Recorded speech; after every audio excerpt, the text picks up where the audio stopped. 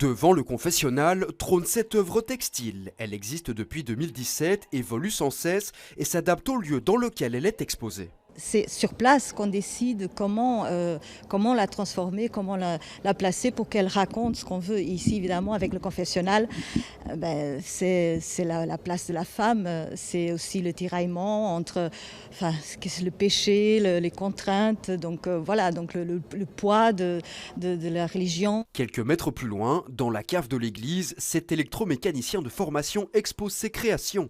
Particularité, elles sont toutes conçues à partir de matériaux recyclés. J'ai toujours eu cette curiosité de voir certains appareils, radio, télé, même des montres de mon père que j'ai démonté, j'ai cassé évidemment parce que je ne savais plus les remettre ensemble.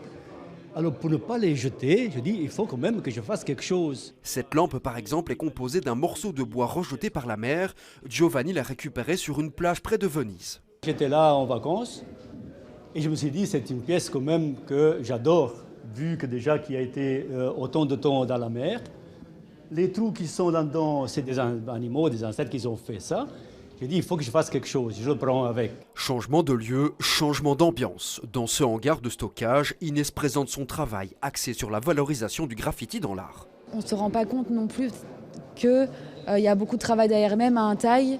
Les graffeurs, ils vont mettre des lustres à faire une belle typographie ou quelque chose qui leur parle. Le parcours d'artiste se déroule dans le quartier maritime à Molenbeek. Une réelle dynamique artistique est en train de s'y développer. L'habitat est moins cher que dans d'autres communes de la ville et donc il y a beaucoup d'artistes qui viennent s'installer ici. Et du fait du parcours, il y a eu beaucoup d'échanges entre les différents artistes et ça crée une dynamique qui est vraiment très intéressante. Au total, ce sont 120 artistes qui présentent leurs créations tout au long du week-end.